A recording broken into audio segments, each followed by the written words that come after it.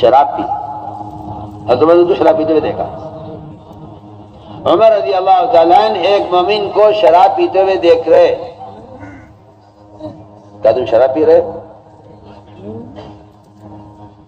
اس نے کہا عمر میں اس اللہ کی قسم کھا کر کہتا ہوں جس کے سوا کوئی عبادت کے لائق نہیں ہے، میں شراب نہیں پی رہا. تو فرماتے ہیں کہ روایت میں ہے حضرت عمر نے فرمایا کہ میں نے یقین کر لیا تیری بات کا، میری آنکھ نے غلط دیکھا ہے. اگر مومن یہ کہہ رہا ہے کہ میں نے شراب نہیں پی تو میں یقین سے کہتا ہوں کہ اس نے شراب نہیں پی. آپ سوچئے مومن کے بارے میں گمان ٹھیک کرنے کی حد دیکھیے آپ کہ مومن کے بارے میں اپنا گمان اچھا رکھو. حضرت عمر نے اس کو شراب پیتے ہوئے دیکھ لیا. اس نے قسم کھا کر کہا کہ میں شراب نہیں پی رہا ہوں. حضرت عمر رضی اللہ تعالیٰ عنہ نے مومن کے ساتھ گمان ٹھیک کرنے میں اس کی بات کو فوراً قبول کر لیا. فرمایا کہ میں مانتا ہوں کہ میری آنکھ نے غلط دیکھا. سوچئے میں آپ کو مثال پیش کر رہا ہوں. اس طرح مومن کا گمان مومن کے بارے میں ٹھیک کیا گیا ہے کہ مومن اپنے مومن بھائی کی بات کا یقین کر لے اور اس کے بارے میں اپنا گمان ٹھیک کر لے. میں کیوں؟ اس لیے کہ بدگمانی پیدا ہوتی ہے شیاطین کے وساوس سے. شیطان دلوں میں وسوسہ پیدا کرتا ہے. جی ہاں، بیٹے کے دل میں باپ کی طرف سے، باپ کے دل میں بیٹے کی طرف سے، میاں کے دل میں بیوی کی طرف سے، بیوی کے دل میں میاں کی طرف سے. یہ وسوسہ شیطان پیدا کرتا ہے. وساوس شیطان پیدا کرتے ہیں. فرمایا کہ جب تمہارے دل میں کسی مومن کے بارے میں بدگمانی پیدا ہو تو سمجھ لینا کہ یہ شیطان کا وسوسہ ہے. مومن ایسا نہیں ہو سکتا. مومن ایسا نہیں ہو سکتا. مومن کے بارے میں گمان اچھا رکھو کہ آپ کہیں کہ نہیں میری آنکھ نے غلط دیکھا ہے. یہاں تو سنی ہوئی خبر پر مومن سے بدگمان ہو جاتا ہے. سنی ہوئی خبر ہم نے ایسے سنا ہے اور وہاں اللہ اکبر. معاذ بن مالک اسلمی رضی اللہ تعالی عنہ 4 مرتبہ اللہ کے نبی سے کہہ رہے ہیں یا رسول اللہ میں نے زنا کر لیا ہے، میں نے زنا کر لیا، میں نے زنا کر لیا. اور آپ یہ کہہ رہے ہیں نہیں تم غلط کہہ رہے، تم نے زنا نہیں کیا، مومن زنا نہیں کر سکتا، جاؤ تم نے زنا نہیں کیا، تم نے زنا نہیں کیا. وہ کہہ رہے جی میں نے زنا کیا، آپ کہہ رہے جاؤ تم نے زنا نہیں کیا. مومن کے بارے میں جو آدمی اپنے گناہ کا اعتراف کر رہا آپ صلی اللہ علیہ وسلم اس کے گناہ کا انکار کر رہے ہیں. وہ اقرار کر رہا آپ انکار کر رہے. اس زمانے میں مسلمان سے اتنا بدگمان ہے اگر گناہ کرنے والا انکار کرے گا تو آپ اس کے انکار مانیں گے نہیں. آپ کوشش کریں گے اس کا گناہ ثابت ہو جائے کسی طرح. وہاں یہ ماحول تھا مومن کے ساتھ اچھے گمان کرنے کی وجہ سے. وہاں ماحول یہ تھا کہ اگر کوئی شخص گناہ میں پکڑا جائے اور وہ انکار کرے کہ جی میں نے یہ کام نہیں کیا، آپ کہیں گے نہیں تم جھوٹ بول رہے ہو، تم نے یہ کام کیا. مومن کے بارے میں گمان ٹھیک کرو. کیونکہ بدگمانی کی وجہ سے جو ماحول گندا ہوتا ہے، پہلے بدگمانی ہوگی، اس کے بعد عیب تلاش کیا جائے گا، پھر غیبتیں ہوں گی، اس سے نفرتیں پیدا ہوں گی. تو فرمایا کہ مومن کے بارے میں گمان اچھا رکھو. ایک صحابی تھے مدینہ مرکز بیجاپور.com. ابو درداء رضی اللہ تعالیٰ عنہ.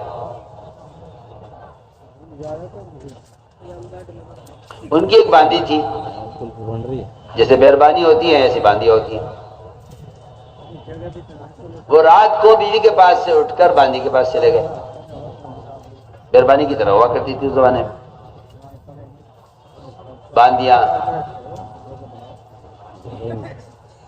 بیوی نے دیکھ لیا کہ میرے پاس سے اٹھ کر باندی کے پاس چلے گئے.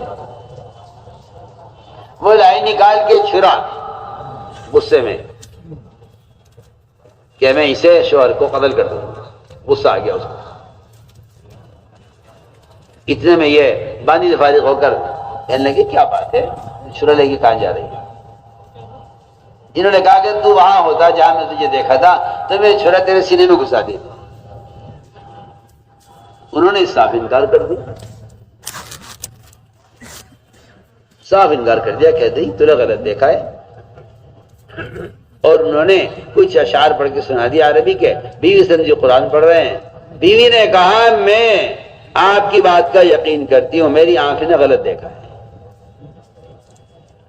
سوچو آپ، اگر مومن کے بارے میں اچھا گمان کر کے ایک گھر نہیں جل سکتا، دو میاں بیوی کا جوڑ نہیں رہ سکتا، تو آپ سے اندازہ کر لیجئے بدگمانی سے اتنا بڑا نظام دنیا میں مسلمانوں کی اجتماعیت کا یہ نظام کیسے چل سکتا ہے؟ اگر مسلمان کی بات پر اعتماد نہ کرے، یقین نہ کرے، تو جب ایک گھر نہیں چل سکتا اس اعتماد کے بغیر، تو اتنا بڑا نظام کیسے چل سکتا ہے؟ پھر تو آپ کو موٹی موٹی مثالیں پیش کر رہا ہوں سیرت سے. سوچئے. تو میں مومن کے بارے میں اچھا گمان کروں. ایک آدمی چوری ہو گئی، لوگوں نے پکڑ لیا، پکڑ کے آیا علی کے پاس کہ جی اس آدمی نے چوری کی ہے. بھائی کیا چرایا تم نے؟ کہ جی اونٹ ہے.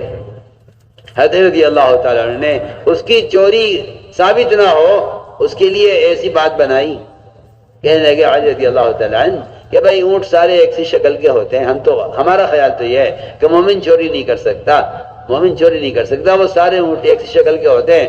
تم نے اپنا سمجھ کے اونٹ کھولا ہوگا، وہ کسی اور کا نکلا، لوگوں نے تمہیں چور بنا دیا. وہ کہنے لگا جی نہیں جی ایسا نہیں ہے، میں نے تو دوسرے کا سمجھ کے کھولا تھا. چور بھی ایسے ہوتے تھے. اس نے اعتراف کر لیا. علی رضی اللہ تعالیٰ عنہ اٹھ کر چلے گئے اور لوگوں سے کہہ گئے کوئی کچھ مت کرنا جب تک میں نہ آ جاؤں.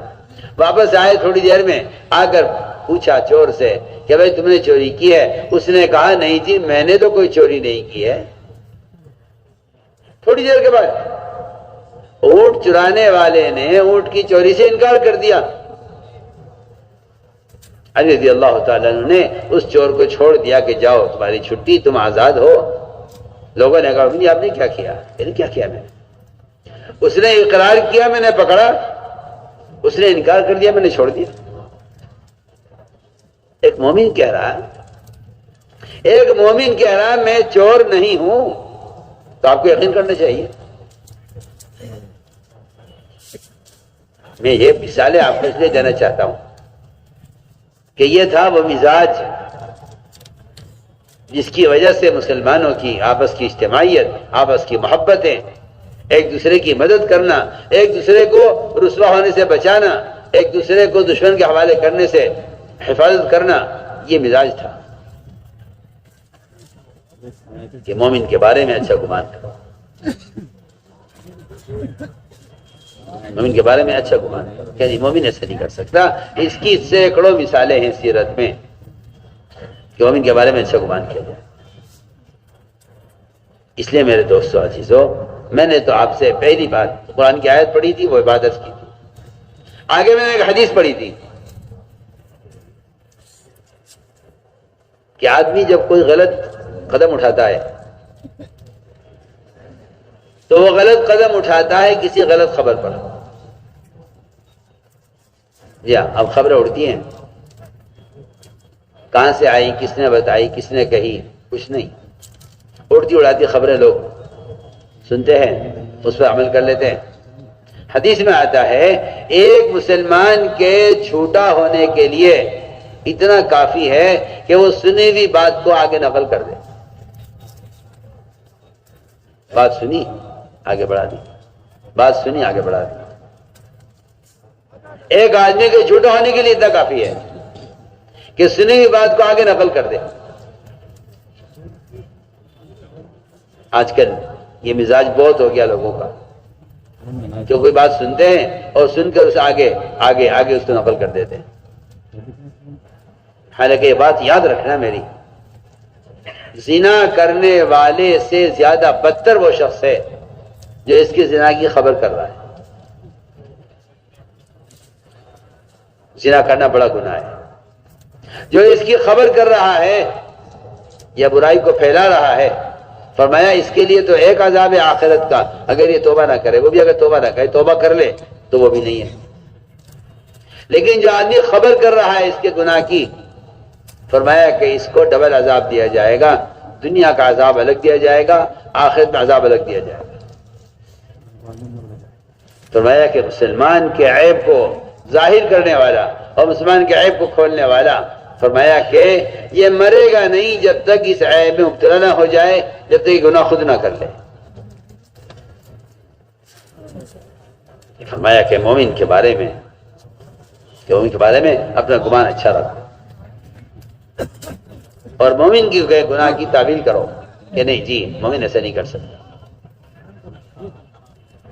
فرمایا کہ یہ ہے مومن کے ساتھ گمان ٹھیک کرنا. اور یہ کہ آپ صرف یہ خبر کو آگے بڑھا دیں. چنانچہ آدمی غلط خبر پر کوئی فیصلہ کر بیٹھتا ہے، میرا دل چاہتا ہے کہ اس پر ایک واقعہ آپ کو سنوں.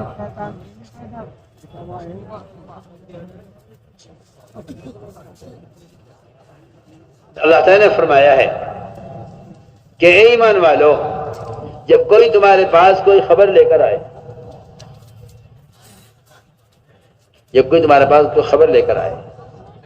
تو تمہیں چاہیے کہ اس خبر کی تحقیق کر لینا. ایسا نہ ہو کہ تم کوئی قدم اٹھا لو اور اس قدم اٹھانے پر تم ایسا عمل کر بیٹھو کہ جسے سوائے جو ہے حسرت کے، ندامت کے اور نقصان کے سوا کچھ نہ ہو، اور ایسا نقصان ہو جائے کہ اس کی تلافی نہ ہو سکے. واقعہ پیش آیا کہ ایک قبیلہ تھا، قبیلہ بنو مستلق، مالدار قبیلہ تھا. وہ اسلام لایا، آپ کے خدمت حاضر ہوا، اور اس قبیلے نے آپ صلی اللہ علیہ وسلم سے آ کر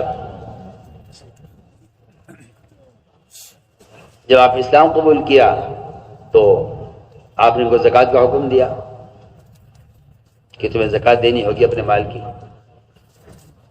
انہوں نے کہا جی ہم زکوٰۃ دیں گے. اب یہ بتائیے کہ زکوٰۃ کا مال ہم آپ کے پاس لے کر آئیں یا آپ کا آدمی آئے گا زکوٰۃ وصول کرنے کے لیے؟ آپ نے فرمایا کہ نہیں، تمہیں آنے کی ضرورت نہیں ہے، ہمارا آدمی آئے گا تم سے زکوٰۃ وصول کرنے کے لیے. چنانچہ آپ صلی اللہ علیہ وسلم نے ایک تاریخ طے کر دی کہ اس تاریخ میں ہمارا آدمی آئے گا تم سے زکوٰۃ وصول کرے گا. وہ لوگ انتظار کر رہے تھے.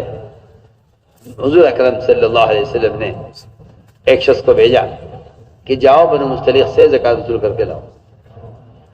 ادھر ان کو معلوم تھا کہ یہ تاریخ آپ کے آدمی کے آنے کی ہے. انہوں نے زکوٰۃ کا مال نکال کے الگ کیا، اور پورے قبیلے نے یہ طے کیا کہ ہم اپنی بستی سے باہر نکل کر حضور اکرم صلی اللہ علیہ وسلم کے آنے والے آدمی کا استقبال کریں گے اور اس کو زکوٰۃ کا مال اس کے حوالے کریں گے اور اس کا اکرام کریں گے اور اسے اپنی بستی میں لے کے جائیں گے اور باہر نکل کے اس کا استقبال کریں گے. منافقین ہوتے ہی ہیں، ان کا کام ہی یہی ہے کہ ان میں آپس میں جھگڑے کراؤ، ان میں آپس میں غلط فہمیاں پیدا کرو، ان میں آپس میں ایک دوسرے کی طرف سے ایک دوسرے کا ذہن خراب کرو. ایک منافق نے دیکھا کہ اچھا جی ان میں ایسی محبت، ان میں ایسی اطاعت، ان میں ایسی اجتماعیت، کیسے ان کے درمیان اختلاف پیدا کیا جائے اور کیسے ان کی اطاعت کو اور ان کی آپس کی اجتماعیت کو توڑا جائے. راستے میں ایک آدمی آیا، ان صحابی سے ملا، پوچھا کہاں جا رہے ہو؟ کہنے لگا، اس نے کہا کہ میں بنو مستلق سے زکوٰۃ لینے جا رہا ہوں. اس آدمی نے کہا کہ آپ کو خبر ہے حالات کیا ہیں؟ میں آپ کا بڑا خیر خواہ ہوں اور میں آپ کی حفاظت کے لیے کہہ رہا ہوں. آپ میری بات کا یقین کریں، وہ لوگ آپ کو قتل کرنے کے لیے بستی سے باہر کھڑے ہوئے ہیں اور وہ لوگ زکوٰۃ دینے سے انکار کر رہے ہیں۔ یہ جھوٹی خبر، یہ جھوٹی خبر اس منافق نے ان صحابی کو بتائی جو زکوٰۃ دینے جا رہے تھے۔ اب یہ خبر آ گئی، ظاہر بات ہے کہ بھئی ایک آدمی اتنے یقین سے خبر دے رہا ہے اور ہمارا خیر خواہ بن کر بات کر رہا ہے۔ یہ عادلہ سے واپس آ گئے، آ کر عرض کیا حضور اکرم صلی اللہ علیہ وسلم سے کہ یا رسول اللہ میں گیا تھا لیکن راستے میں یہ خبر ملی ہے، یہ جو میں بتانا چاہتا تھا کہ اڑتی اڑاتی خبریں لوگ سن لیتے ہیں، کہ یہ راستے میں خبر ملی ہے کہ وہ لوگ مجھے قتل کرنا چاہتے ہیں اور زکوٰۃ دینے سے انکار کر رہے ہیں۔ آپ نے صحابوں کو جمع کیا، مشورہ کیا کہ بھائی بتاؤ کیا کریں۔ مشورے میں یہ طے ہوا کہ رات کو ایک فوجی دستہ بھیجا جائے اس قبیلے پر اور پورے قبیلے کو قتل کر دیا جائے۔ سوچیے آپ، پورے قبیلے کو قتل کر دیا جائے۔ اس پر مشورہ ہو گیا، فیصلہ ہو گیا۔ آپ صلی اللہ علیہ وسلم نے ایک فوجی دستہ روانہ کیا، ادھر وہ انتظار کر رہے کہ اب تک آپ صلی اللہ علیہ وسلم کی طرف سے آدمی کیوں نہیں آیا، کیا بات ہو گئی۔ انہوں نے کہا اصل بات میں اس لیے نہیں آیا آدمی زکوٰۃ دینے کے لیے کہ شاید اللہ نے آپ صلی اللہ علیہ وسلم کو ہماری زکوٰۃ کے مال کو قبول کرنے سے روک دیا ہے۔ کیوں؟ بہت ممکن ہے کہ ہمارے زکوٰۃ میں، ہمارے مال میں کچھ حصہ حرام کا داخل ہو گیا ہو۔ سوچیے آپ، زکوٰۃ دینے کے لیے آدمی نہیں آیا، انہیں اس بات کا خطرہ ہو گیا کہ شاید ہمارے مال میں کچھ مال حرام کا شامل ہو گیا ہے، اس لیے اللہ نے اپنے نبی کو روک دیا کہ ان کی زکوٰۃ مت لینا، ان کا مال حلال نہیں ہے۔ وہ انتظار کرتے کرتے پریشان ہو گئے، تو وہاں سے وہ چلے کہ چلو اللہ کے نبی کی خدمت جاتے ہیں کہ جی آپ تو وعدہ خلافی نہیں کرتے، آپ کا آدمی آج کیوں نہیں آیا؟ وہ ادھر سے پوچھنے کے لیے چلے، ادھر سے یہ چلے ان کو مارنے کے لیے۔ راستے میں ملاقات ہوئی، میں نے پوچھا آپ کون لوگ ہیں؟ کہ جی ہم تو بنو مستلق ہیں۔ آپ کون لوگ ہیں؟ کہ جی ہم تو آپ کو مارنے کے لیے آ رہے۔ کہ بھائی کیوں مار رہے، کیا بات ہو گئی؟ انہوں نے کہا کہ آپ نے یہ کہا ہے کہ ہم زکوٰۃ نہیں دیں گے، کہ ہم تو انتظار کر رہے تھے زکوٰۃ دینے کے لیے آپ کا آدمی آئے۔ تو میں نے عرض کیا کہ اس خبر پر یہ مشورہ ہو گیا اور یہ فیصلہ ہو گیا کہ اچانک حملہ کیا جائے اور سب کو قتل کر دیا جائے۔ اس پر اللہ نے آیت نازل فرمائی، اے ایمان والو، اگر تمہارے پاس کوئی فاسق کوئی جھوٹی خبر لے کر آئے تو تم اس پر عمل مت کر لینا، اس بات کی تحقیق کر لینا۔ ایسا نہ ہو کہ تم سے کوئی ایسی غلطی ہو جائے کہ وہ سوائے حسد ندامت کے کچھ نہ ہو۔ میں نے تو آپ کو مختصر مثال پیش کی ہے کہ اللہ کے ساتھ گمان ٹھیک کرنا ہے، اللہ کے بندوں کے ساتھ گمان ٹھیک کرنا ہے۔ اور اگلی بات یہ ہے کہ جب کوئی خبر آئے تمہارے پاس اور کوئی فاسق خبر لے کر آئے تو تمہیں چاہیے کہ تم اس کی تحقیق کر لینا، اور مومن کے بارے میں کبھی غلط خبر پر کبھی یقین نہ کرنا۔ یہ ساری بات میں نے یہ سمجھانے کے لیے عرض کی ہے کہ دنیا میں جتنا فساد ہے، باپ بیٹے میں، میاں بیوی میں، بھائی بھائی میں، پڑوسی پڑوسی میں، یہ سارا فساد سب سے پہلے اس بدگمانی کا ہے۔ اس لیے فرمایا کہ اللہ تعالیٰ کی جو غیبی مددیں ہیں اور جو غیبی نصرتیں ہیں، وہ غیبی مددیں نصرتیں وہ اصل میں آپس کی اجتماعیت کے ساتھ ہے، اور جہاں بدگمانیاں ہوتی ہیں وہاں اجتماعیت نہیں ہوتی، جہاں بدگمانیاں ہوتی ہیں وہاں اجتماعیت نہیں ہوتی۔ اس لیے فرمایا کہ اللہ تعالیٰ کی غیبی مدد وہ ایک تو اس کے ساتھ ہے کہ بندہ اللہ کے ساتھ گمان ٹھیک کرے،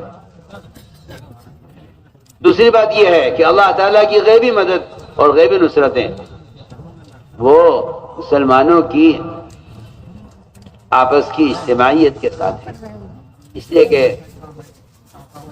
جس رعب سے اللہ نے مدد کی ہے آپ صلی اللہ علیہ وسلم اور آپ کے صحابہ کی، اللہ تعالیٰ نے وہ رعب قیامت تک کے لیے 3 چیزوں میں رکھ دیا ہے۔ 3 چیزوں میں اللہ نے وہ رعب رکھ دیا ہے جس رعب سے اللہ نے محمد صلی اللہ علیہ وسلم کی مدد کی ہے۔ سب سے پہلی بات عرض کر رہا ہوں، اللہ تعالیٰ کی غیبی مددیں اور وہ رعب جس اللہ نے اپنے نبی کی مدد کی ہے، وہ رعب رکھا گیا ہے سب سے پہلے دعوت الی اللہ کی فضیلت میں۔ بہت ضروری بات ہے، اللہ نے جس رعب سے محمد صلی اللہ علیہ وسلم کی مدد کی ہے وہ رعب اللہ تعالیٰ نے رکھ دیا ہے اس دعوت کے فریضے میں، اور یہ صاف قرآن نے کہہ دیا ہے کہ اگر تم اس دعوت کے فریضے میں نبی کے مددگار ہو تو اللہ تعالیٰ تمہاری مدد کریں گے۔ ان تنصر اللہ ینصرکم، کہ اگر تم اللہ کے دین کے مددگار ہو تو اللہ تعالیٰ تمہاری مدد کریں گے۔ 3 اسباب نصرت ہیں، 3 اسباب نصرت ہیں، ایک دعوت، دوسرے آپس میں مسلمانوں کی اجتماعیت، اور تیسری بات مسلمانوں کا اتباع سنت پر جمع ہونا۔ اللہ تعالیٰ نے اس رعب سے مدد کی ہے محمد صلی اللہ علیہ وسلم کی، وہ رعب قیامت تک کے لیے اتباع سنت میں، آپس کی اجتماعیت میں اور اس دعوت کے فریضے میں رکھا گیا ہے۔ مجھے پہلی بات عرض کر دی کہ اللہ تعالیٰ نے اس امت کی جو مدد کی ہے غیبی مدد، وہ غیبی مدد کی اللہ تعالیٰ نے اس دعوت کے دین کی نصرت پر، دعوت الی اللہ، اس فریضے کی وجہ سے، اس دعوت کے فریضے کی وجہ سے اللہ تعالیٰ رعب کے ذریعے مدد فرماتے ہیں۔ میرا دل چاہتا ہے کہ وہ واقعات غور کر کیے جائیں کہ جس سے معلوم ہو کہ سب سے زیادہ اللہ کی غیبی مددیں اس دعوت الی اللہ کے فریضے پر نازل ہوئی۔ ہوا یہ حضور اکرم صلی اللہ علیہ وسلم نے اپنے ہر امتی کو داعی بنایا تھا۔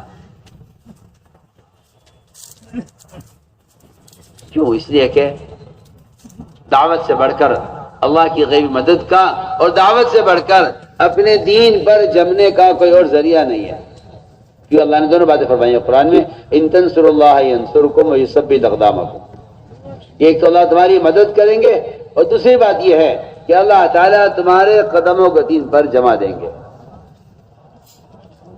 اس لیے حضور اکرم صلی اللہ علیہ وسلم نے اپنے صحابہ کو، اپنے ہر صحابی کو، آپ صلی اللہ علیہ وسلم نے اپنے ہر صحابی کو دین کا داعی بنایا تھا۔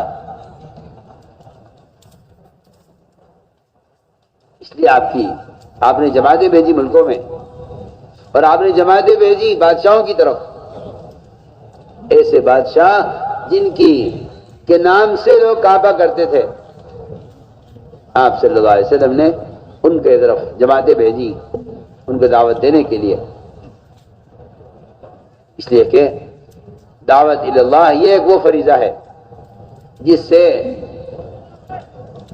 دین پر قدم جمے رہتے ہیں،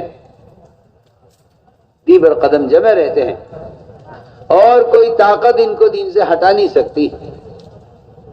وہ غیبی طاقت اللہ تعالیٰ کی قیامت تک کے لیے اس دعوت کے فریضے کے ساتھ ہے۔ چنانچہ حضور اکرم صلی اللہ علیہ وسلم نے ایک جماعت روانہ کی کسرا کی طرف، جماعت روانہ کی۔ ان میں ایک صحابی تھے عبداللہ بن حذافہ رضی اللہ تعالیٰ عنہ۔ بادشاہ کو پتہ چلا کہ ہمارے روم میں جماعت کام کر رہی ہے اور ان میں ایک آدمی ہے جن کا نام عبداللہ بن حذافہ ہے. بادشاہ نے ان کو نصرانی ہونے کی دعوت دی. اس زمانے میں مسلمان اتنی آسانی سے دین بدل لیتا ہے اور اتنی آسانی سے دین چھوڑ دیتا ہے. اس کی بنیادی وجہ یہ ہے کہ یہ اپنے دین کی دعوت پر نہیں ہے، اس لیے یہ دوسروں کے دین کو قبول کر لیتا ہے. کیونکہ سب سے بڑی دفاعی طاقت اگر مومن کے پاس ہے تو وہ دعوت اللہ، اس سے بڑی کوئی دفاعی طاقت نہیں. سب سے بڑی دفاعی طاقت دعوت اللہ ہے، اس سے بڑی کوئی دفاعی طاقت نہیں ہے. سوچیے آپ، روم کا بادشاہ عبداللہ بن حذافہ رضی اللہ تعالیٰ عنہ کو نصرانی ہونے کی دعوت دے رہا ہے کیا نصرانی ہو جائے گی؟ حضرت نے فرمایا کہ نہیں، میں اپنا دین نہیں چھوڑوں گا. اس نے کہا آپ نصرانی ہو جائیے، میں آپ کو آدھا ملک دے دیتا ہوں. آدھا ملک آپ کا، آدھی فوج آپ کی، آدھی زمین آپ کی ملک کی. فرمایا کہ نہیں، تیری پوری بادشاہت مل جائے، عرب کی ساری بادشاہتیں مل جائیں، لیکن میں پلک سے پکڑے گئے بقدر بھی محمد صلی اللہ علیہ وسلم کے دین کو نہیں چھوڑ سکتا. یہ ہے ایک رعب اور یہ ہے وہ استقامت جو اپنے دین کی دعوت سے ہی حاصل ہو سکتی ہے، خدا کی قسم، ورنہ اس کے علاوہ کوئی راستہ نہیں. سچی بات ہے، کیونکہ قرآن نے صاف کہہ دیا ہے کہ تمہارے قدم دین پر جمیں گے نہیں جب تک تم دین کے مددگار نہ بنو. اگر دیندار ہے تو دیندار ہونا دین پر جمنے کے لیے کافی نہیں ہے. کسی مسلمان کا دیندار ہونا دین پر جمنے کے لیے کافی نہیں ہے جب تک وہ دین کا مددگار نہ ہو. ٹھیک ہے، وہ دیندار آدمی ہے، لیکن جب آئے گا طوفان قانون کا اور آئے گا طوفان دنیا کی محبت کا اور جب آئے گا طوفان اس کے دین کے مقابلے میں غیروں کا، تو وہاں یہ اپنا دین چھوڑ بیٹھے گا، اس لیے کہ اس کے پاس اپنے دین پر جمنے کے لیے وہ طاقت نہیں ہے جس کا اللہ نے قرآن میں وعدہ کیا. بادشاہ نے کہا اس سے کہ تم نصرانی ہو جاؤ، میں تمہیں آدھا ملک دے دیتا ہوں. یہ انکار کر دیا. بادشاہ نے کہا یہ تم نصرانی ہو جاؤ ورنہ میں تمہیں قتل کروں گا. یہ قتل کر دو، قتل کیجیے، ہم تیار ہیں اس کے لیے. دمی دون دینی، یہ تھا صحابہ کرام کا نعرہ، یہ تھا دمی دون دینی، کہ میرا آپ خون لے لیجئے، آپ میرا دین خریدیں یا مجھے دین سے روکے. میں اپنا خون، اپنی جان پیش کر سکتا ہوں، لیکن میں دنیا کو لے کر دین کو بیچ دوں یہ میں نہیں کر سکتا. بادشاہ تنگ آ گیا. اس کو میں عرض کرنا چاہتا ہوں، وہ رعب جس سے اللہ تعالیٰ نے محمد صلی اللہ علیہ وسلم کی مدد کی ہے اور وہ رعب جس سے بعد والے کی مدد کی ہے، اس کا سب سے بنیادی سبب اور بنیادی فریضہ وہ دعوت اللہ ہے. حضور اکرم صلی اللہ علیہ وسلم نے شجاع ابن وہب کو صحابہ کی جماعت کے ساتھ کسرا کی طرف بھیجا. یہ گئے کسرا کو دعوت دینے کے لیے، یہ گئے کسرا کو دعوت دینے کے لیے. کسرا کے لوگوں نے کہا دیکھیے بادشاہ سے آپ نہیں مل سکتے، آپ کو جو بات کہنی ہے ہم پہنچا دیں گے. انہوں نے کہا نہیں جی، ہم تو خود جا کر بات کریں گے، ہم خود جا کر بات کریں گے. بادشاہ کے لوگوں نے کہا کہ بادشاہ سے کہا جی وہ تو یہ کہتے ہیں. بادشاہ نے کہا آنے دو. اللہ اکبر. بادشاہ نے کہا آنے دو. انہوں نے کہا جی ابھی سواری پر آئیں گے کہ آنے دو، جو چاہے مطالبہ کریں وہ اس مطالبے کو پورا کرنا ہے. بعض روایت میں آتا ہے کہ بادشاہ سے ملاقات کے لیے اس کے تخت سے لے کر اس کے دربار کے دروازے تک، قلعے کے دروازے تک جو قالین بچھے ہوئے تھے، قیمتی قالین، یہ اپنے نیزے سے ان قالینوں کو پھاڑتے ہوئے جا رہے تھے اور وہاں سونے کے تاروں سے بنے ہوئے جو تکیے رکھے ہوئے تھے ان تکیوں میں سوراخ کر کے اپنے اپنی سواری کو باندھا ان کے سونے کے تکیوں سے، کسی کے مجالے کو روک دے. دونوں طرف فوجیں کھڑی ہوئی ہیں، دونوں طرف فوجیں کھڑی ہوئی ہے بادشاہ کی، اور یہ بادشاہ کے قائد کو پھاڑتے ہوئے سیدھے بادشاہ کے پاس پہنچے، اس سے بات کی، اس کو دعوت دی. اللہ تعالیٰ نے ان کے دل سے بادشاہ کا اور اس کے بال و اسباب کا اور اس کی ساری قوت کا اور اس کی ساری فوج کا سب کا رعب کے دل سے نکال دیا. میں تو عرض کرنا ہے کہ سب سے پہلا سبب یہ تھا کہ اللہ تعالیٰ دعوت پر پہلی مدد یہ فرماتے ہیں کہ داعی کے دل سے باطل کا رعب اور باطل کے دل سے ماحول کا اثر اس کے دل سے نکال دیتے ہیں. مدینہ مرکز بیجاپور.com. ان واقعات سے معلوم ہوتا ہے کہ وہ غیبی مددیں جو انبیاء علیہ السلام کے ساتھ تھی وہ قیامت تک کے لیے اللہ تعالیٰ نے اس دعوت اللہ کے فریضے کے ساتھ رکھ دی ہیں. وہ صاحب قرآن نے کہا ہے کہ اس سے زیادہ پختہ مذہب، اس سے اچھا دین ہو کس کر سکتا ہے جو دعوت عبادت کو جمع کر لے. قرآن کہتا ہے کہ اس سے اچھا مذہب، اس سے اچھا دین ہو کس کر سکتا ہے جو دعوت اور عبادت دونوں کو جمع کر لے. اس لیے میں نے عرض کیا کہ یہ ہے واقعات کہ حضور اکرم صلی اللہ علیہ وسلم نے اپنے ہر صحابی کو داعی بنایا تھا، اس لیے انہیں اپنے دین پر استقامت تھی اور کوئی طاقت نہیں تھی جو ان کو ان کے دین سے ہٹا دے، جو ان کو ان کے دین سے پھیر دے. کوئی طاقت نہیں تھی.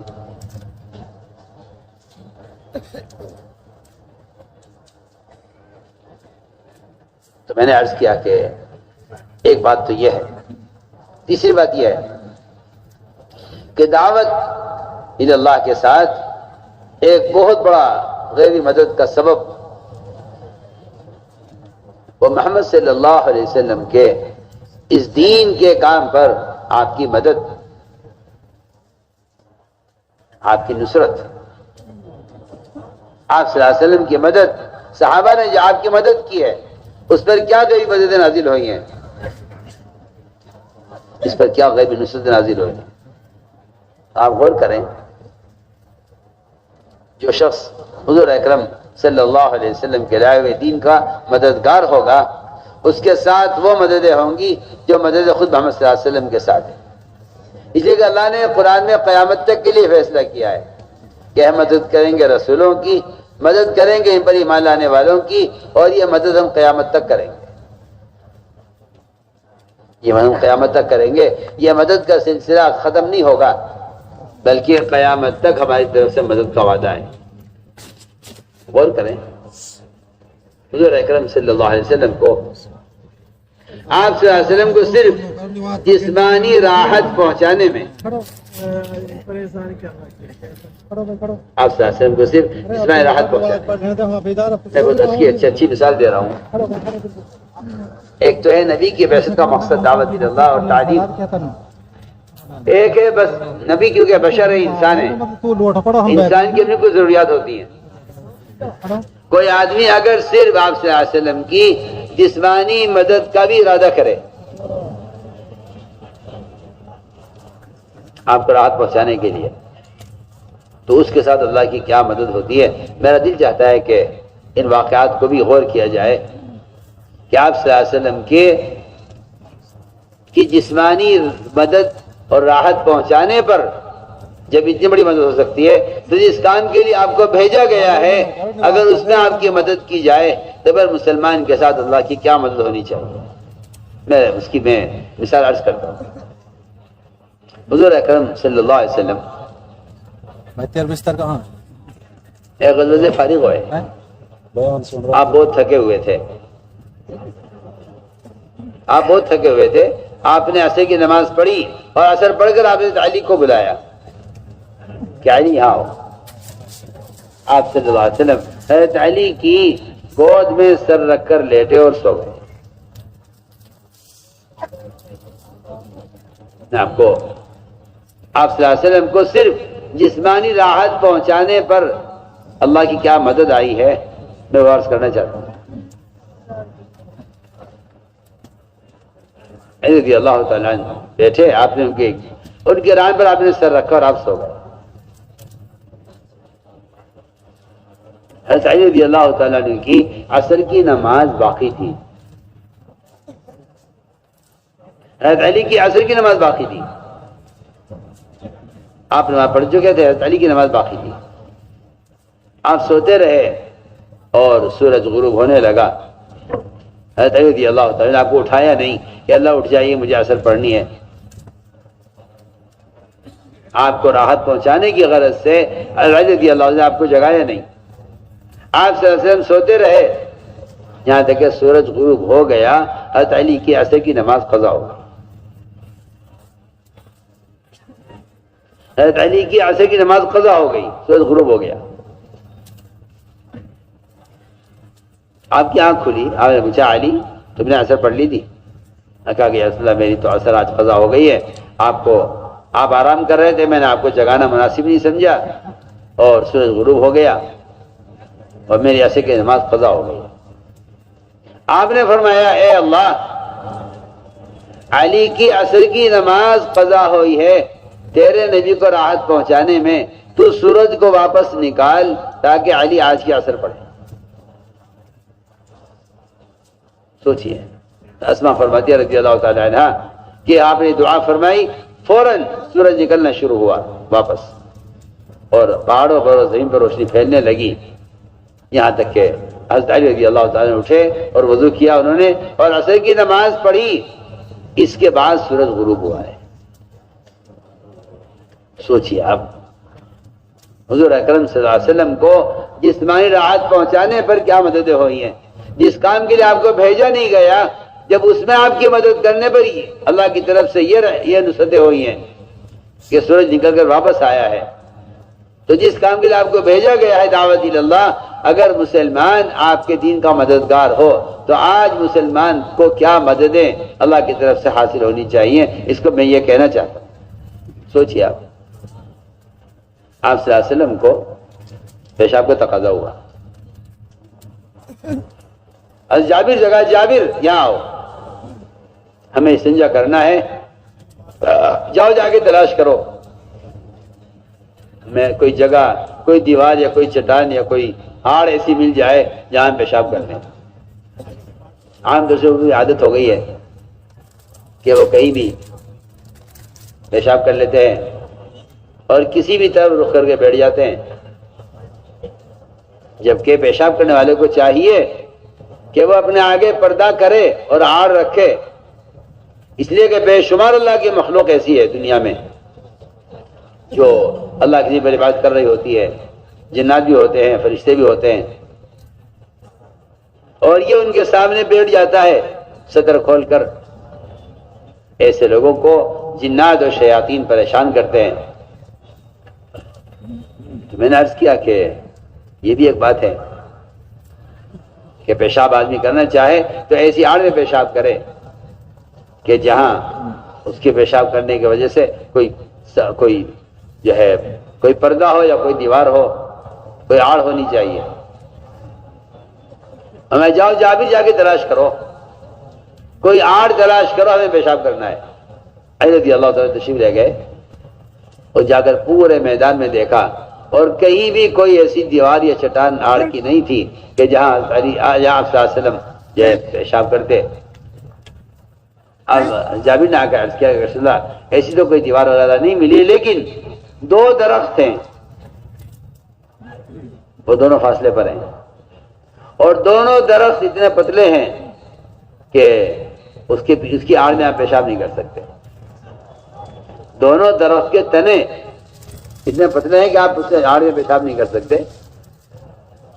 اگر یہ دونوں آپ میں جاؤ جابر ان درختوں سے کہو کہ وہ دونوں چل کر آپس میں مل جائیں۔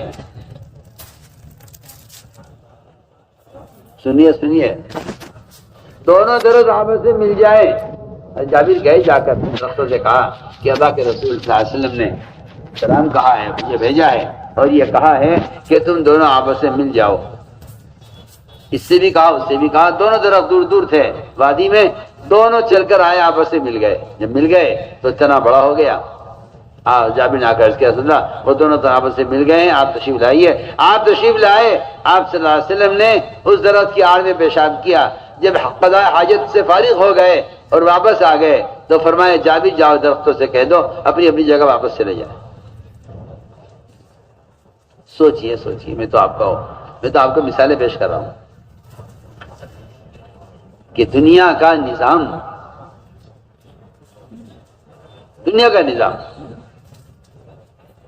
انفرادی دعوت پر غیبی مددیں اور محمد صلی اللہ علیہ وسلم کو صرف جسمانی راحت پہنچانے پر، یہ تو جسمانی راحت پہنچانے پر ہے، پیشاب استنجا کروا دیا آپ کو، یا آپ صلی اللہ علیہ وسلم کو کے لیے حضرت علی نے آپ کو آرام کرا دیا اپنی ران پر۔ یہ تو وہ واقعات ہیں جن سے آپ کو بدنی راحت پہنچائی گئی ہے، جس پر درخت بھی چل رہا ہے، سورج بھی واپس نکل رہا ہے۔ غور کیجئے میں کیا بول رہا ہوں۔ اس کو آپ سوچئے، جس کام کے لیے نبی کو بھیجا نہیں گیا، جو آپ کا سونا کھانا پیشاب استنجا آپ کا مقصد بعثت نہیں ہے، آپ کے بھیجانے کا مقصد نہیں ہے۔ جس کام کے لیے آپ کو بھیجا گیا ہے دعوت اللہ، کوئی اگر آپ کے کام میں مدد کرے تو بتائیے تو صحیح، پھر اس کے ساتھ اللہ تعالیٰ کی کیا مدد ہوگی؟ اللہ، تو میں اس لیے واقعات سنا رہا ہوں تاکہ پتہ چلے۔ حضور اکرم صلی اللہ علیہ وسلم ایک سفر میں تھے، آپ ایک سفر میں تھے، کیونکہ آپ صلی اللہ علیہ وسلم کی عادت تھی سفر میں دعوت دینے کی، سفر میں چلتے چلتے دعوت دینے کی آپ کی، اس لیے کہ انبیاء علیہ السلام کسی بھی حالت میں، خوف میں ہوں، امن میں ہوں، جو ہے نعوذ باللہ آپ کے کو قید کرنے اور قتل کرنے کی کوششیں ہو رہی ہوں، آپ کسی بھی انبیاء کسی حال میں دعوت کے فریضے کو چھوڑتے نہیں ہیں۔ یوسف علیہ السلام جیل میں ہیں، حالات انتہائی خراب ہیں، لیکن جیل میں بھی آنے والے جس بادشاہ نے جیل میں ڈلوایا ہے اسی بادشاہ کے ساتھی کو یوسف علیہ السلام دعوت دے رہے ہیں اللہ کی توحید کی۔ یہ نہیں کہ ابھی حالات ٹھیک نہیں ہے، دعوت دینے کا بھی موقع نہیں ہے، یہاں تو تاجر کہتا جی یہ موقع ابھی کام کا نہیں ہے، ابھی میں مشغول ہوں۔ انبیاء علیہ السلام بڑے سے بڑے خطرے میں اور بڑے سے بڑی جو ہے حالات میں اور خوف میں اس دعوت کے فریضے کو چھوڑتے نہیں ہیں۔ چنانچہ حضور اکرم صلی اللہ علیہ وسلم سفر میں تھے، آپ نے ایک دیہاتی کو دیکھا گزرتے ہوئے، آپ نے اس کو دعوت دی اللہ کی توحید کی۔ اس نے کہا کہ آپ کے اس بات پر کون گواہ ہے؟ آپ نے فرمایا کہ جو درخت سامنے کھڑا ہوا ہے وہ گواہی دے گا کہ میں اللہ کا رسول اور اللہ ہے۔ روایت میں ہے وہاں سے درخت چلتا ہوا آیا، زمین پھاڑتا ہوا اور آپ کے سامنے آ کر کھڑا ہو گیا۔ آپ نے 3 مرتبہ درخت سے گواہی لی، درخت 3 مرتبہ گواہی دی، بے شک آپ سچ کہہ رہے ہیں، بے شک آپ سچ کہہ رہے ہیں، بے شک آپ سچ کہہ رہے ہیں، آپ اللہ کے رسول ہیں، اللہ ہے کہ اس درخت کی گواہی پر اس دیہاتی نے اسلام قبول کیا اور آپ کی بات کی تصدیق کی، اور یہ کہا ساتھ ساتھ کہ میں جا کر پوری قوم کو دعوت دے کر لے کر آؤں گا، اگر یہ بات میری مانی تو میں سب کو لے کر آؤں گا، ورنہ میں آپ کے پاس آ کر آپ کے ساتھ رہوں گا۔ تو میں تو آپ کو مثال دے رہا ہوں کہ ادھر آپ صلی اللہ علیہ وسلم اس نے گواہی طلب کی تو دعوت پر یہ درخت چل کر آ رہا ہے، اور ادھر آپ صلی اللہ علیہ وسلم کی قضاء حاجت کے لیے بھی درخت چل کر آ رہا ہے۔ میرے دوستوں یہ غیبی مددیں جتنی بھی تھیں اس دعوت کے فریضے کے ساتھ تھی، لیکن مسلمان نے دعوت کے فریضے کو چھوڑ دیا کہ دعوت دینا کوئی فرض نہیں ہے، کوئی واجب نہیں ہے، حالانکہ ہر مسلمان کے ذمہ دعوت دینا وہ ایک ایسا فرض عین ہے کہ اگر مسلمان دعوت کے فریضے کو چھوڑ دے تو اسے اللہ کے عذاب کے آنے کا انتظار کرنا چاہیے۔ دعوت ہر مومن کے ذمہ دعوت اللہ فرض عین ہے، مرد ہو یا عورت، ہر ایک کے ذمہ دعوت فرض عین ہے، مرد ہو یا عورت۔ اس لیے کہ میں بحث کر چکا ہوں کہ دعوت اللہ کے بغیر مسلمان اپنے دین پر ثابت قدم نہیں رہ سکتا۔ یا یہ داعی ہوگا یا مدعو ہوگا، یا یہ تو کسی کو خیر کی طرف بلا رہا ہوگا، اور اگر یہ لوگوں کو داعی کے حق کی طرف نہیں بلائے گا تو باطل اس کو باطل کی طرف کھینچ لے گا۔ فرمایا کہ اپنے دین پر استقامت کا اور غیبی مددوں کا سب سے بڑا سبب وہ دعوت اللہ ہے۔ تیسرا سبب وہ رعب جس سے اللہ نے نبی کی مدد کی ہے اور قیامت تک مسلمانوں کی مدد پر ہوگی، وہ تیسرا سبب وہ اتباع سنت ہے،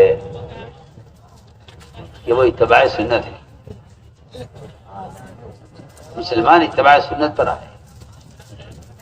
اللہ نے سنتوں میں ایک رعب رکھا ہے، اللہ نے سنتوں میں رعب رکھا ہے، اور یہ بات بالکل واضح ہے کہ اگر مسلمان غیروں کے طریقوں میں عزت تلاش کرے گا تو اللہ اس کو ذلیل کریں گے۔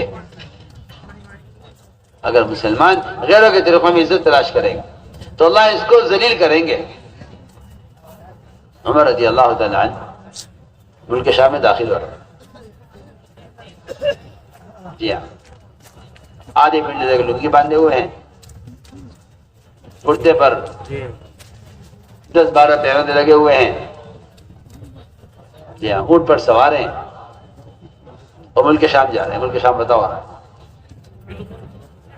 کسی نے کان میں کہہ دیا، عبدالرحمن عوف رضی اللہ تعالیٰ عنہ نے، اے مومنین آپ کرتا بدل دیجئے، ذرا عمدہ بڑھیا کپڑا پہنے تاکہ ان لوگوں کو دیکھنے والوں کو پر آپ کا رعب پڑے، آپ کا رعب پڑے دیکھنے والوں پر، آپ ذرا اچھا کپڑا پہنیے۔ عمر نے فرمایا کہ ہم تو لوگوں میں سب سے زیادہ ذلیل تھے، اللہ نے ہمیں اتباع سنت پر عزت دی ہے، اگر ہم سنت کے طریقوں کو چھوڑ کر انہیں مرغوب کرنے کے لیے پرانے کرتے کے بجائے نیا کرتا پہنیں گے تو اللہ ہمیں ذلیل کرے گا۔ حالانکہ نیا کرتا پرانے کرتے میں تو کوئی جو ہے، لیکن اصل مقصد یہ تھا ان کا کہ اس سے ان پر رعب پڑے گا۔ فرمایا کہ نہیں، ہمارا جو رعب ہے وہ اتباع سنت کا رعب ہے۔ جو آدمی جتنا اپنی ذات سے متبع سنت ہوگا باطل اس سے اتنا ڈرے گا۔ مسلمان نے رعب کو ختم کر لیا۔ اللہ اکبر۔ عبداللہ بن عمر رضی اللہ تعالیٰ عنہ، عبداللہ بن عمر رضی اللہ تعالیٰ عنہ اتنا متبع سنت ہے کہ وہ سنتوں کو اس طرح تلاش کرتے تھے جیسا کوئی کسی اونٹنی کا بچہ کسی بیابان میں کھو جائے اور اونٹنی کو اس بات کا فکر ہو کہ وہ پیاسا مر جائے گا کہیں، جتنی بے چین یہ اونٹنی ہوتی ہے اس بچے کو تلاش کرنے میں، اس سے زیادہ بے چین ہوتے تھے عبداللہ بن عمر رضی اللہ تعالیٰ عنہ سنتوں کو تلاش کرنے میں۔ اب تو مسلمان کا حال یہ ہے، وہ سمجھتا ہے کہ سنت پر عمل کرنا کوئی فرض نہیں، کوئی واجب نہیں، سنت ہے، اختیار ہے، چاہو عمل کرو چاہو نہ کرو۔ مجھے حیرت اس بات پر ہے کہ اس زمانے کا مسلمان فرض کے بارے میں جو کہتا ہے نہیں جی لازمی پڑھنا پڑے گا آپ کو، فرض تو آپ کو کرنا ہی پڑے گا، روزہ رکھنا پڑے گا۔ اور عجیب بات، ہمارا ایمان تو ایسا ہے نہیں، وہ تو ان کا ایمان تھا۔ حالانکہ بات اصل یہ ہے کہ جو آدمی اپنی ذات سے متبع سنت ہوتا ہے، اللہ تعالیٰ اتباع سنت کی وجہ سے اس کے یعنی مخلوق کو اس سے مرعوب کر دیتے ہیں، مخلوق کو اس سے مرعوب کر دیتے ہیں۔ عمر رضی اللہ تعالیٰ عنہ اتنا ہی متبع سنت ہے، اتنا متبع سنت عمر رضی اللہ تعالیٰ عنہ، فارس کے بادشاہ نے ایک نصرانی کو بڑی رشوت پیش کی اور رشوت پیش کر کے یہ کہا کہ تو کسی طرح عمر کو قتل کر، اس لیے کہ جب تک عمر زمین پر ہے میری بادشاہت کو خطرہ ہے۔ بتائیے کہاں عمر رضی اللہ تعالیٰ عنہ مدینہ منورہ میں اور کہاں فارس؟ جی ہاں، مہینے کی مسافت۔ اس لیے کہ بالکل واضح بات ہے کہ ایک مہینے کی مسافت سے آپ نے فرمایا کہ اللہ نے میری مدد کی ہے رعب کے ذریعے، ایک مہینے کی مسافت تک میرا رعب ہے۔ تو عمر رضی اللہ تعالیٰ نے کا بھی رعب ایک مہینے کی مسافت تک کہ فارس کے بادشاہ نے ایک نصرانی کو تیار کیا کہ تو عمر کو قتل کر۔ وہ وہاں سے خنجر تیار کر کے آیا عمر رضی اللہ تعالیٰ کے قتل کے ارادے سے۔ آگے دیکھا عمر رضی اللہ تعالیٰ عنہ کو کہ نہ کوئی سیکورٹی ہے، نہ کوئی حفاظت کا انتظام ہے، نہ کوئی محافظ ہے، کام میں لگے رہتے ہیں لوگوں کے، اور کہیں بھی لیٹ کر سو جاتے ہیں۔ ایک درخت تھا، بہت گھنا درخت، اس کے نیچے اس کے سائے میں عمر آگے لیٹ جایا کرتے زمین پر، ہمیں وہ بھی نہیں تھے۔ اس نصرانی نے دیکھا کہ یہ موقع اچھا ہے اور میں نعوذ باللہ انہیں قتل کر دوں۔ وہ وہاں سے خنجر ہاتھ میں لے کر اس نے جب دیکھا عمر کے نیند سو گئے تو وہ اترنا شروع ہوا خنجر لے کر۔ ابھی وہ اتنا کے ارادہ ہی کر رہا تھا کہ اچانک ایک شیر آیا، اور بڑا خطرناک شیر۔ وہ آ کر عمر کے تلووں کی طرف بیٹھا اور اس نے اپنی زبان سے حضرت عمر رضی اللہ تعالیٰ عنہ کے پیر کے تلوے کو چاٹنا شروع کیا، جسے حضرت عمر کو اور نیند آئی۔ حضرت عمر سوتے رہے، یہ حضرت عمر رضی اللہ کے تلوے کو چاٹتا رہا۔ حضرت عمر کی آنکھ کھلی، جب سو کر اٹھے تو شیر ایک طرف بیٹھ گیا۔ حضرت عمر جہاں بیٹھے رہے کچھ دیر۔ یہ منظر دیکھ رہا تھا نصرانی، اس نے دیکھا کہ اس طرح جنگل سے شیر نے آ کر عمر رضی اللہ عنہ کی طرح حفاظت کی ہے۔ جب شیر چلا گیا پھر نصرانی اوپر سے اترا اور سارا واقعہ عمر کو سنایا، اور یہ کہا مجھے تو آپ کو قتل کرنے کے لیے اتنی رشوت دے کر بھیجا گیا تھا، لیکن جو لوگ دنیا میں عدل قائم کرتے ہیں ان کی حفاظت کا انتظام آسمانوں میں ہوتا ہے۔ میں آپ پر اسلام لاتا ہوں اور میں آپ کو گواہ بناتا ہوں کہ میں اس دین اسلام میں داخل ہو گیا ہوں۔ یہ کہہ کر اس نے حضرت عمر کے ہاتھ میں اسلام قبول کیا۔ میں عرض کرنا چاہتا ہوں کہ اتباع سنت پر اللہ تعالیٰ کی طرف سے یہ مددیں ہوتی ہیں۔ تو میرے عزیز دوستوں، وہ یہ ہے بنیادی 3 چیزیں جو میں نے عرض کی ہیں کہ سب سے پہلے دعوت اللہ، اور دوسری شرط اتباع سنت، اور تیسری بات جو میں نے عرض کی ہے کہ اللہ تعالیٰ کے ساتھ بندے کا اگر گمان ٹھیک ہو جائے تو پھر اللہ تعالیٰ اپنے بندے کے گمان کے ساتھ ہو جاتے ہیں۔